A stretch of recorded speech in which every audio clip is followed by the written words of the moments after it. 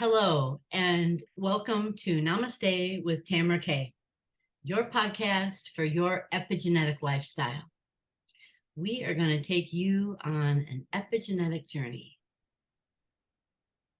I'm Tamara K, and this is Namaste. Today, I'm being joined by Dr. Srivani Sridhar, a family and integrative doctor. She attended the New Jersey Medical School and did her residency and fellowship with the University of Wisconsin Medical School in Madison, Wisconsin. Welcome, Srivani. It's so good to be with you tonight. Thank you so much for having me, Tamara. I'm excited to be here too. Could you tell us what an integrative medical doctor does? So I am a family physician by training, but I did an additional 2-year integrative medicine fellowship at the University of Wisconsin, as you mentioned. And as an integrative medicine physician, I like to look at the entire picture when I'm seeing a patient, what we call is the holistic approach. So we're trying to take into consideration all the factors, biological, social, psychological, environmental, that can all be contributing to somebody's health, including genetics and epigenetics, as you mentioned. And we are trying to see whatever symptoms they have, if there is a root cause that might be connecting them instead of just trying to treat the symptoms alone. That is beautiful. That is beautiful.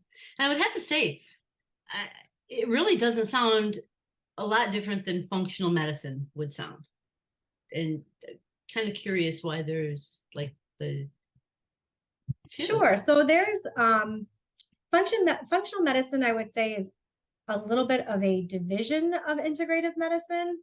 Okay. So integrative medicine has those overarching principles, and functional medicine delves more into the biochemical approach, and there's often much more testing involved and looking at micronutrients, stool, blood, urine, all sorts of things to determine if there are root cause issues that are going on, in addition to gathering a really good history and doing the full approach. And then the treatment plan usually is very similar to an integrative medicine physician, which includes herbal supplements, nutritional support, and dietary modifications, as well as mind-body recommendations and physical and exercise recommendations as well. It's just that they have different information that they can abstract and extract from the patient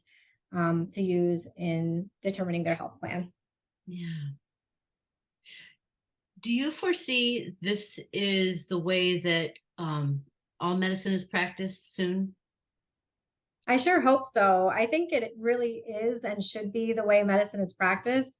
I'll tell you, it gives me an incredibly high level of satisfaction with everything I see around me and the physicians I work with. You know, there's unfortunately a lot of discouragement, especially after the stress that people have been through, both people as well as providers with the pandemic. I'm really excited to be still working in this field and be able to give people different tools and give them hope when medicine has unfortunately failed them or really kind of been a dead end for them.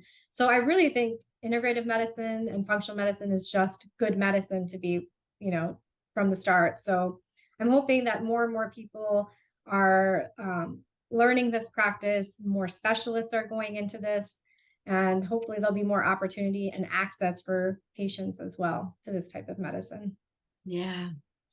So on a side note, I've been working with my dad and his medical journey for about the past 2 years. And boy, do I wish I would have had somebody like you right there to ask those questions that I was asking, because I wasn't getting the answers that I would have expected that I wanted to get. So yes, it's been a rough road. It's been a rough road, and my suggestions not always welcomed. because it's not something that they're used to, which everything that you just said would have Right. been everything that I was suggesting. And yeah, yeah. Are you accepting new patients at this time? I am accepting patients into my integrative medicine practice. So patients can get a consultation or referral recommendation from their primary care physician, and then they can come see me for integrative medicine. I can continue to see them for follow-ups. So I often see patients every 3 months as needed, and then eventually space that out. So it's not like they just see me, it's one and done, but they can see me for follow-ups. And I do work with their providers and their physicians as well in case there's any type of overlap or overstepping. I want to make sure that they are okay with the way things are going as well. Unfortunately, I do have a primary care practice too, but unfortunately that practice is full. I'm trying to actually devote more time to integrative medicine, since that is a huge need in this community. Yeah, that's wonderful. That's wonderful. Um, what would you say that you are most excited about in medicine today? That's a big question. I know. No, I actually have a good answer for that. I am so excited about personalized medicine. So I'm still learning about this myself, but Okay. all the different technology that is out there for you to track your own health, whether it's the ring that monitors your sleep, your smartwatch, a continuous glucose monitor to see how different food, stress, and sleep affects your blood sugar and your metabolic health. All those things give you that N of one. The N of one is the one person, which is you, and how these different things impact you and your health. And then that feedback, that instant feedback, really, really helps people make lifestyle changes instead of following the generalized recommendations out there, which there are some really good ones out there. It's just, hard to know if something's working or if something's not working. Why isn't it working? So I'm really, really excited about personalized medicine, using genetics to unlock things that could be helpful. There's so much research going into increasing lifespan and health span. I think all of that is incredibly exciting. And I look forward to seeing what comes out of it. Yeah.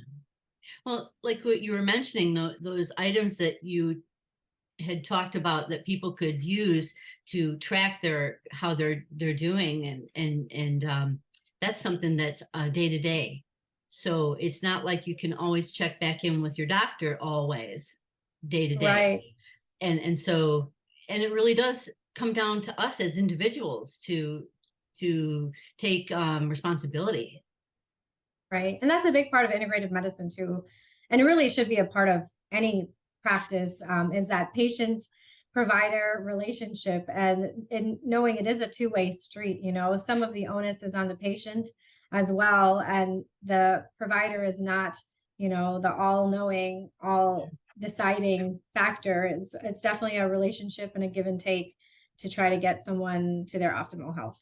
Yeah, that's beautiful. That is beautiful. So I have to confess, today's subject is one of my favorites. It is my favorite thing to talk about, turmeric. So I literally am completely obsessed with it. I am. I'm surprised I'm not drinking it right now. That's awesome. So personally, when I consume it, I can literally feel it entering the cells of my body. It's almost this immediate energy boost, and this is feel-good moment. Mm-hmm. Yeah.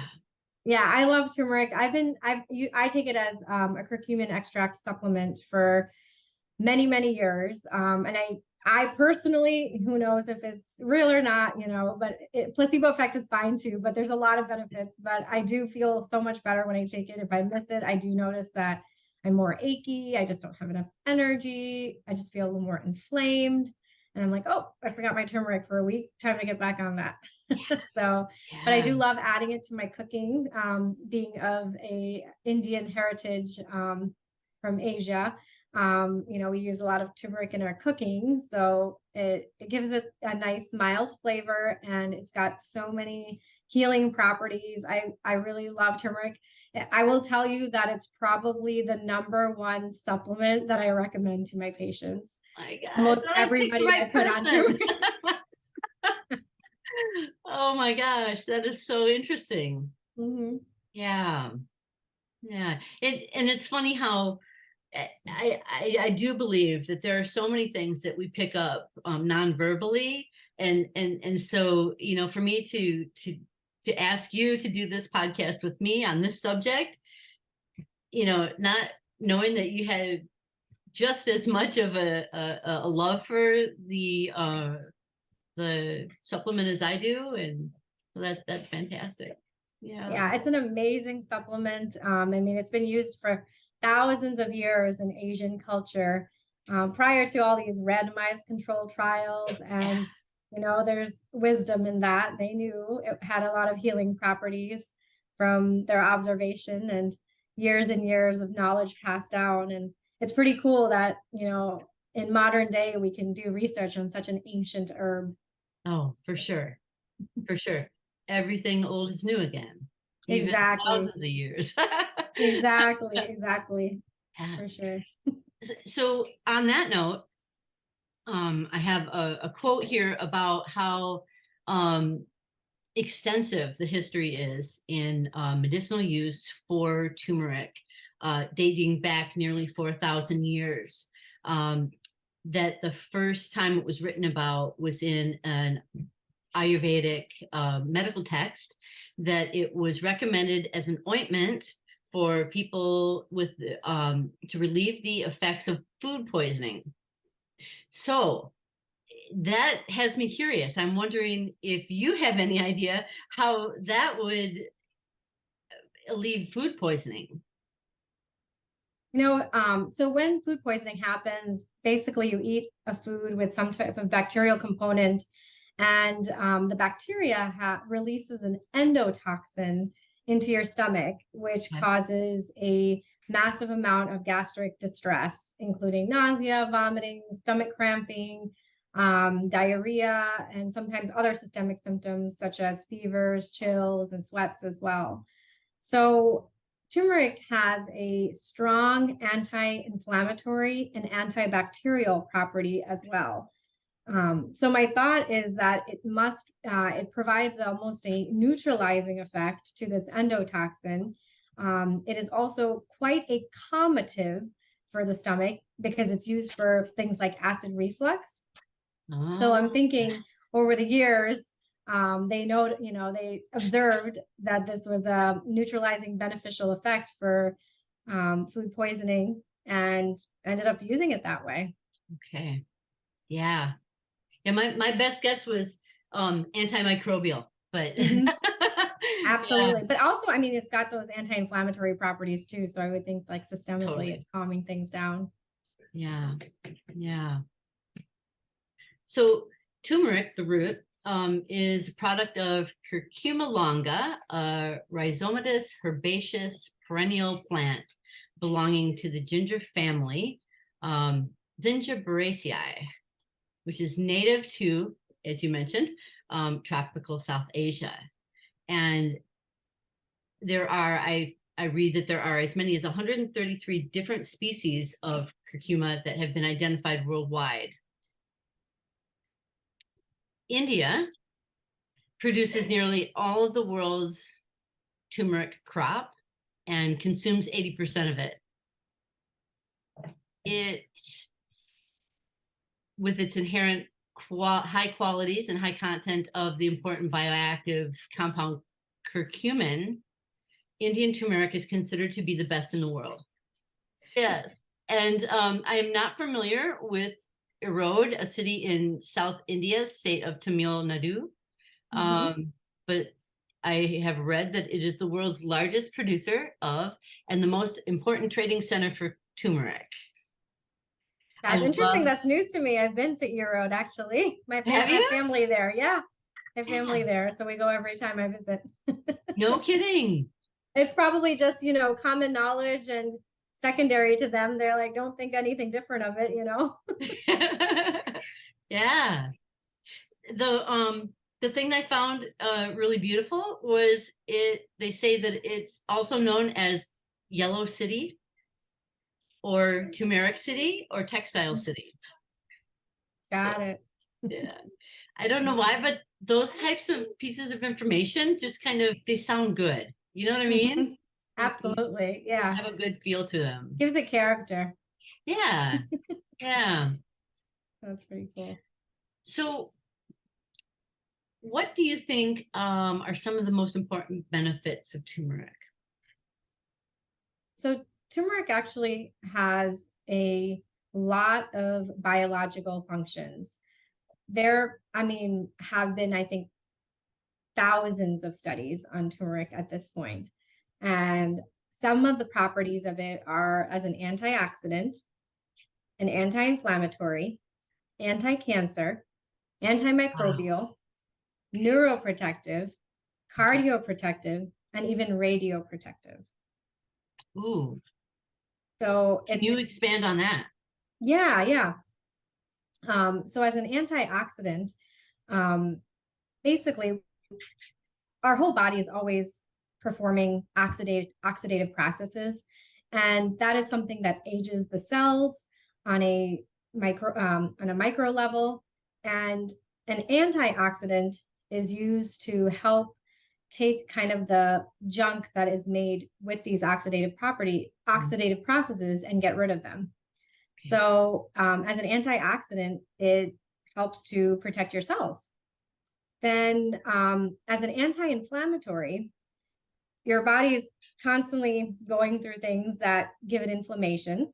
So the foods you eat, the stress you might have, the pollution you're exposed to can all cause inflammation in your body. Your weight, sugar, the diet, all those things can cause inflammation in the body. We often notice that as either joint pain or eczema or heartburn. And turmeric has an anti-inflammatory effect. So oftentimes I do recommend it for people with osteoarthritis because long-term, after they take it even for at least 2 weeks, they start noticing benefits of less inflammation, less pain, and less stiffness in their joints as well. So that's one of the great anti-inflammatory properties of it.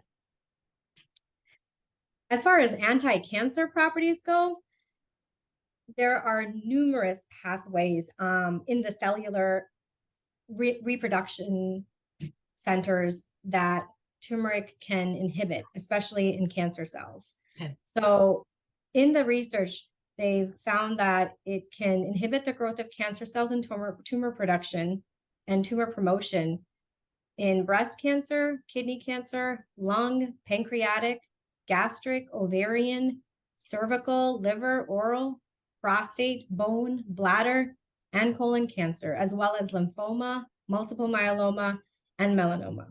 Wow. That covers everything. It's outstanding. I know, it covers everything practically. When I see patients who are referred to me for integrative cancer care and support, I definitely take into consideration if they might be on chemotherapy or if they have anemia, because there are a couple of contraindications to it we can talk about later. But oftentimes, again, it's one of the number one supplements I start people on because of the anti-cancer benefits. On a cellular level, like I said, one of the properties it has, when cancer cells grow, they send out signals to grow more blood vessels to the tumor so that they can reproduce. Mm-hmm. And the chemical they send out is called VEGF, VEGF, and turmeric can actually inhibit VEGF and has been seen to do so,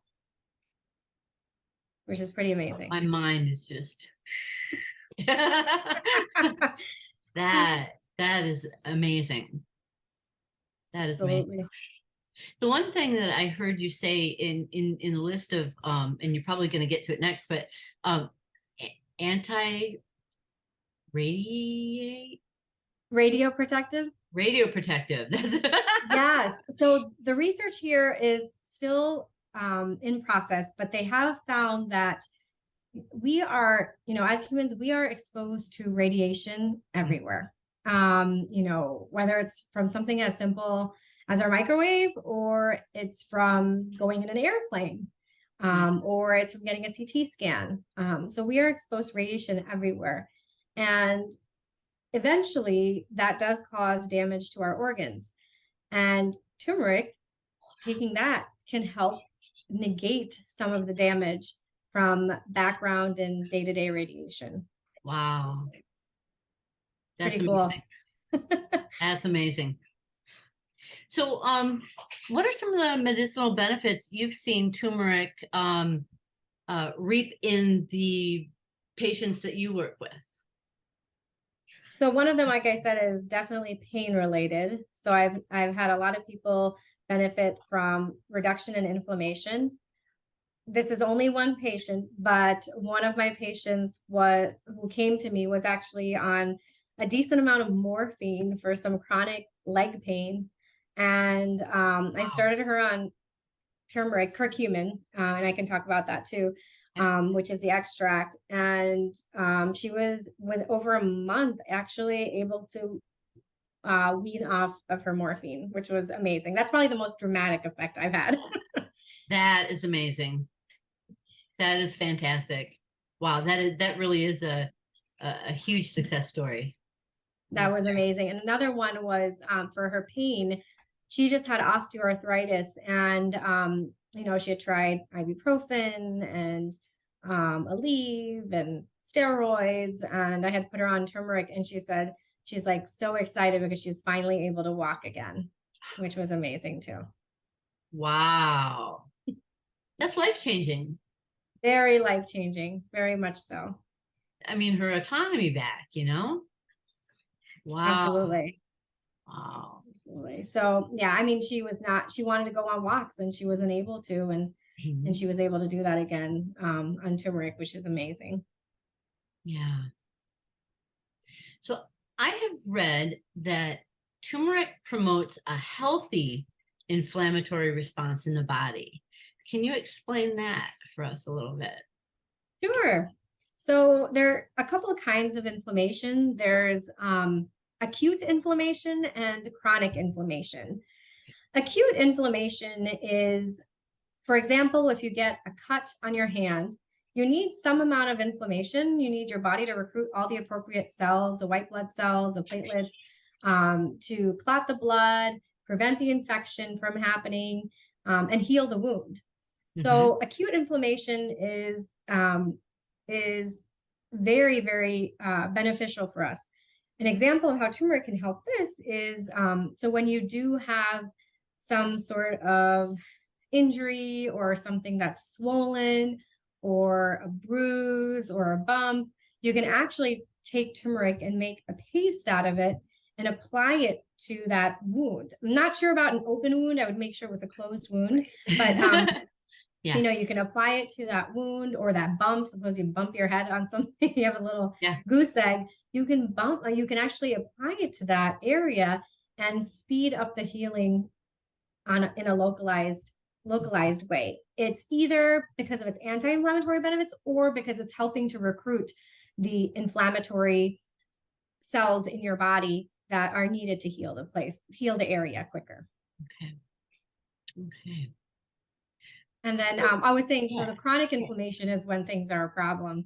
So again, because due to stress or lack of sleep or the standard American diet, that can promote chronic inflammation in the body. And that's when it starts becoming a problem, wears away on us, causes us to have lots of issues. So when I read that it promotes a healthy inflammatory response, that kind of said to me, that implies that maybe it's modulating your immune system, and that maybe that implies that beyond the natural functions and the normal functions of your immune system, that sometimes our bodies may overreact. Right.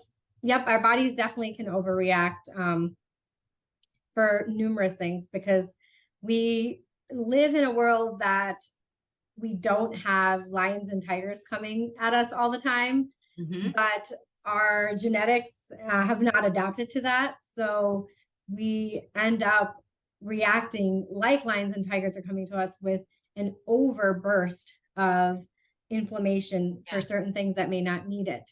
And turmeric can certainly help modulate that as well. Wow. Yeah. I'm also thinking about autoimmune disorders.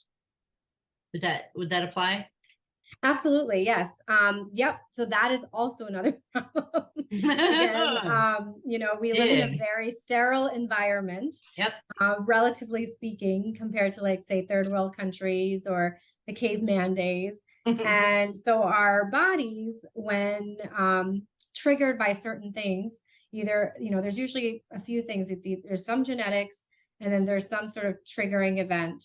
And then there's some sort of inflammatory response going in through the body. So these three things are needed to trigger some sort of autoimmune response. And when that happens, our body starts to attack things in our own body that it should not, and cause all sorts of problems like rheumatoid arthritis and Hashimoto's hypothyroidism.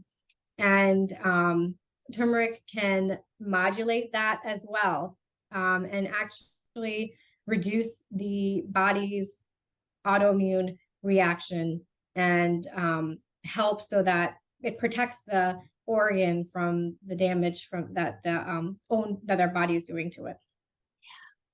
Yeah. That's a big conversation that needs to be everywhere. Very much so. Yeah. Very much so. Yeah. Yeah.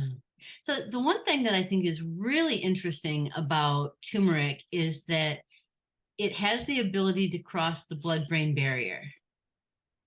And one of the components of turmeric that I've read about, R-turmerone, can improve the growth of brain cells.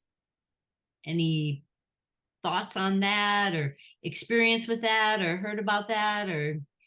Yeah, turmeric is definitely one of the supplements that's part of the integrative management of things like dementia and Parkinson's disease, because of the research behind it in terms of crossing the blood-brain barrier. In animal studies, it's actually reduced brain cell loss in an animal model of Parkinson's, which is amazing. Wow. And then in mice who were given Alzheimer's disease, it actually blocked the formation of the plaques, the beta amyloid plaques that are responsible for dementia progressing in Alzheimer's. And then in general, age-related cognitive decline is very common. Mild cognitive impairment is the diagnosis we usually give. And it actually may help slow that down. It also improves the levels of what's called BDNF, which is brain-derived neurotrophic factor. Especially the studies were very strong in diabetic patients. This was actually in humans. And dementia is now referred to as type 3 diabetes because of the strong connection with glucose damaging brain cells. This could be very, very helpful in slowing the rate of brain damage and dementia in patients with diabetes. Let me read a little bit about a study that was done in January of 2018 and published in the American Journal of Geriatric Psychiatry. And the researchers took 40 adults between the ages of 50 and 90 who had mild memory complaints and gave them standardized cognitive assessments at the start of the study. And they were randomly assigned either 90 milligrams of curcumin or a placebo for 18 months. And at the end of the 18 months, the researchers observed significant memory and attention improvements in the curcumin group, while there were no changes in the placebo group. And that just kind of, it speaks to exactly what you were just mentioning, exactly what you were saying. And then they went on to say, and this kind of doubles back and grabs something else you said a little bit ago, the curcumin group also saw mild improvements in their mood, and their PET scans showed a greater decrease in problematic amyloid and tau accumulation in the amygdala and the hypothalamus. That's great. I'm thinking to myself, this just needs to be fast tracked for Alzheimer's purposes. Right. Absolutely. And Alzheimer's is such a complicated disease. Unfortunately, there's, the way regular medicine, Western medicine looks at it is, what's the one pill and the one molecule that we can target to reverse or prevent Alzheimer's disease, when really it's a multifactorial approach. Yeah. And, this turmeric and curcumin may just be one part of that. Right. But, it's all about changing the diet and all of that too. But if there is something that could be helped, it's why not? Why not add it to the regimen? But hopefully they don't try to make it into medication, because it'll be very expensive. Right. Right. Like, let's keep good old turmeric and curcumin so we can all still use it. And but that's the thing, is there's no money in it, right? So it doesn't make mainstream media, unfortunately. Yeah. That very good point. Excellent point. Really. So I mentioned that I had been working with my dad for the last 2 years and his medical journey, and he just turned 80 last week. Aww. And so he is from the demographic that wants the one pill that's going to fix everything, and doesn't necessarily want to give up eating red meat, or, he doesn't really want to give up anything that he might be doing that might be contributing to any of these things. But over the course of the last 2 years, he has opened his mind to a lot of different things. And I keep telling him, it's not the one thing that you're going to do, Dad, that's going to change what's happening in your body. It's going to be a number of different things. So he has a lot of different supplements that he takes right now, because the way he moves about, and the food that he eats, and the things that he does right now are not supplying him with what he really needs. And there are some areas of his body that need to be repaired, but he's feeling a lot better now. And wow. The big end game of this is that he realized that he needed to take his health into his own hands. Right. Yeah. Huge for him. That's awesome, though, that he has come around. Yeah. And it wasn't really so much that he didn't want to do that. I don't think he ever really knew that he could. I don't think that he ever really understood that he could. Right. And that's the mentality of many people, almost everyone. That's how doctors approach patients too. It's, there's nothing else we can do, and, try this pill, and if it gives you side effects, we're sorry, and sit back and just watch the show, and they don't really give all the different things that are potential to slow things down and give, some of the power back to the patient. So I'm glad that he has taken that power back. It's really, really great. It's hard, very hard. I told my husband this morning that it really kind of, looking back on this year, and I'm not really so much of a person that does that, like, let's reflect. But I was looking back on this year, and I thought to myself, wow, some of the most important things happened when my dad and I were up against some of the toughest things we were up against. And when I had to encourage my dad to do certain things that I wasn't so sure he was going to be open to, but I knew I had to open the conversation and start the conversation with the positive outlook, and encourage him, and those were the highlights of my year. That's awesome. It's really good. Yeah. I want to talk also about the study that was done showing that turmeric could be just as effective as Prozac within the area of depression.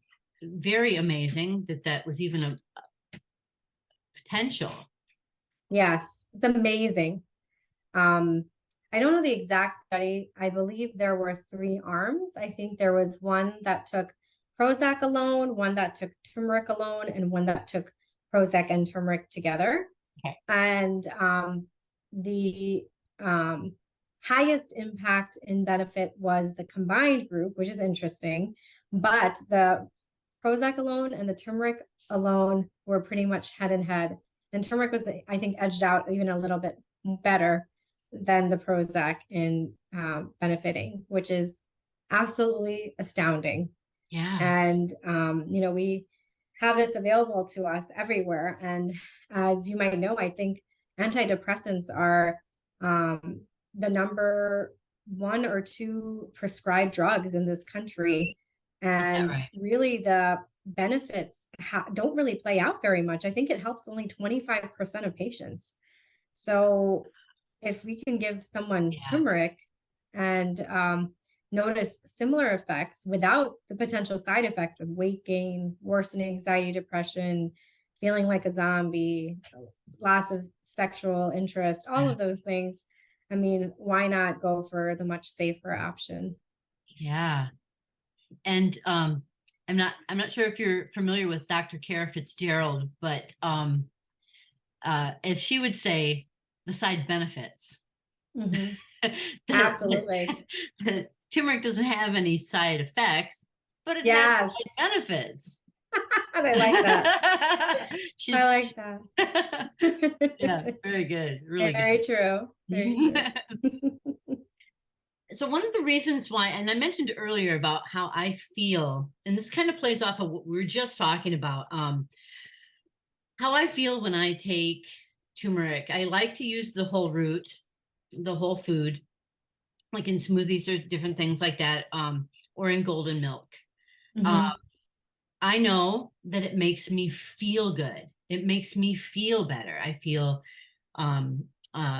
more mental clarity. I probably even feel happier. And so I could see where it would be helpful for depression.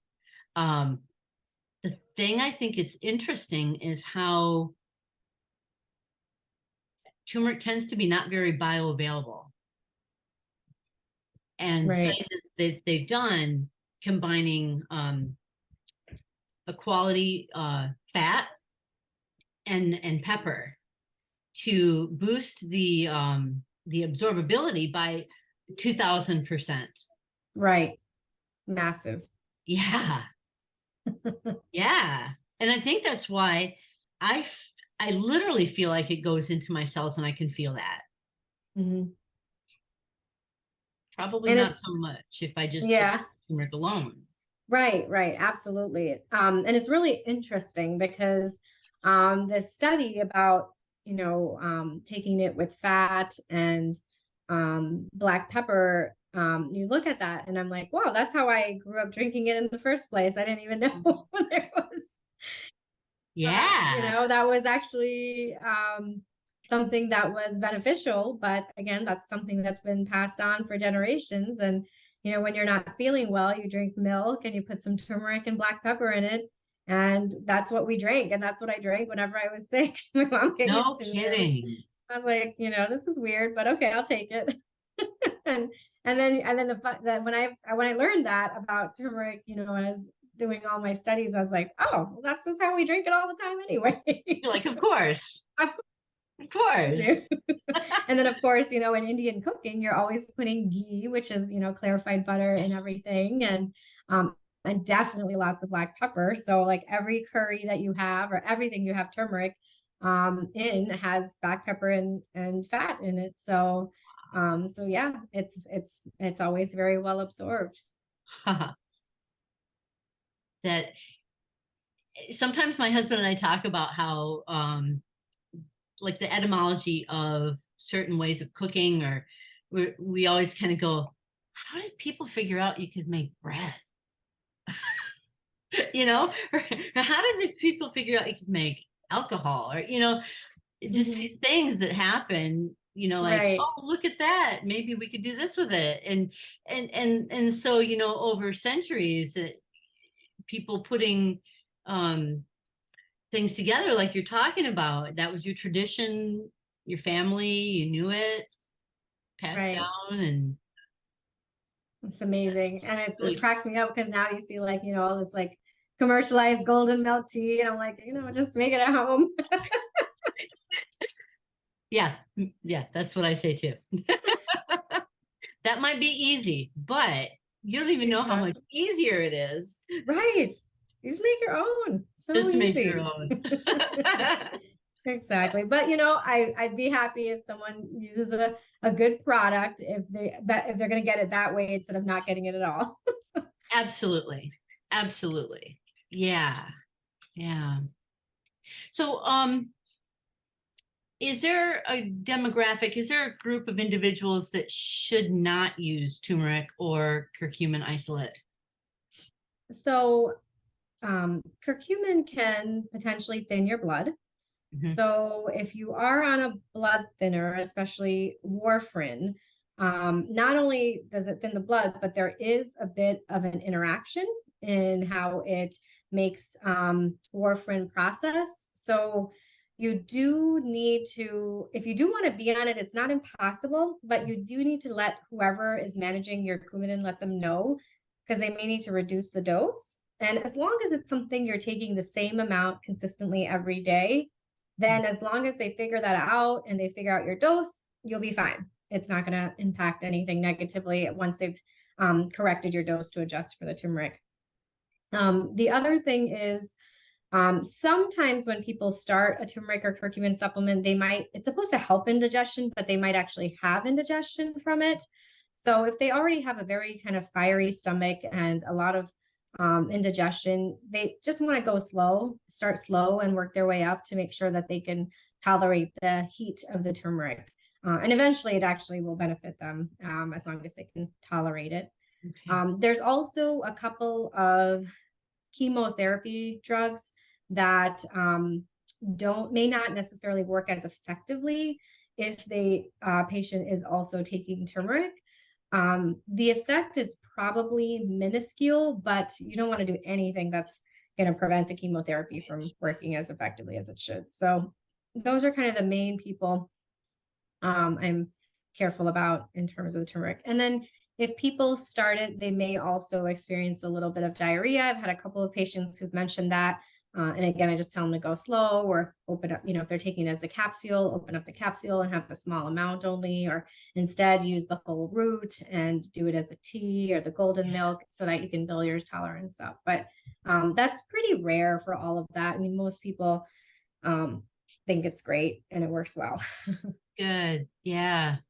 So with the warfarin, would that be the same with the whole food root, or would that No, be I would say that's more of a problem with the extract, the okay? curcumin extract supplement. But if you're just using it in your cooking, you're going to make tea, you should be totally fine. Okay. Yeah. My dad cuts a quarter to a half inch piece every day of the whole root, and he chews on it Wow. every day. And my dad Oh, is not one, like I said before, he's not one to really pick up alternative methods. And he started asking me, can I still do that? Can I still do that? You know, and I'm like, oh, of course you can still do that. oh Absolutely. yeah, definitely. That's impressive because turmeric is quite strong. The root is quite strong. Yeah. You won't miss it even when you put it in smoothies. You're like, oh yeah, it's got Right. turmeric There it in is. it. There it is. There it is. Yeah. So Exactly. I I have to assume that he felt it like I do. Right. And there's definitely Otherwise, some power in knowing that if something is going to benefit you, you're going to eat it no matter what? right. Yeah. That's what I tell people. They're like, but I Yeah. don't like it. And I'm like, well, that you liking it isn't really necessary here. Right. Right. We're talking Exactly. about how you feel. Right. Another interesting characteristic, just mentioning the taste of it. I mean, turmeric is bitter by nature, and bitter foods in general in the plant community have a lot of healing properties. Oh, yeah. So a couple of bitter foods like bitter gourd is a vegetable that's really, really healthy for blood sugar modulation. Amla is a bitter fruit, which is kind of like a ground cherry, but that's another, fruit that's also really beneficial for health, blood sugar, inflammation, all digestion. So in general, when something is bitter and it's in the plant community, it's probably going to be quite healthy for you as long as it's edible. Don't do anything inedible. Yeah, exactly. Or dangerous. So those fruits and vegetables that you just mentioned, I'm going to say it for the first time ever. I will be putting those in the show notes. Perfect. Perfect. I'm also going to be putting in a little infographic that I've made up on how to make golden milk with turmeric root. Excellent. Yeah. And I just want to kind of wind up here by saying to the audience, as we're recording this podcast right now, we're experiencing a bitter cold storm in the Midwest of the United States. And it's December 22nd, just after the winter solstice. It's bitter cold outside, and we're discussing entity that's warm and yellow and like the sunshine, Right. It makes me think of and I wanted to know if you have heard about the potential connection of the story of the three wise men, and the fact that some people hypothesize that the frankincense and myrrh and the gold might have been turmeric. Oh, wow. No, I haven't heard that. That's interesting. I thought it might be kind of like a timely little thing to talk about, right? Exactly. Well, they're very wise then. Yeah, absolutely. That's awesome. Well, thank you so much for joining me this evening. If there's anything that you felt that you'd like to add at this point in time, feel free to do that. But boy, this has been a great conversation. That I read about and actually is true. So turmeric tends to stain things yellow, whether it's clothing or bowls or hands. Exactly. And it actually is photoreactive. So if you put that bowl or that cutting board or that white shirt in the sun, it can actually get rid of the stain. That is very helpful information. Every time I make golden milk, my husband complains about his Vitamix is now yellow. And sometimes it looks green. So it might actually help. Give it a shot. We will definitely try that. Because otherwise he has to scrub it. So right. That's awesome. Well, this has been a pleasure for me as well. Thank you so much for inviting me on the podcast. Oh, my honor. It's been an honor. So thank you so much, Srivani. Perfect. Thank you.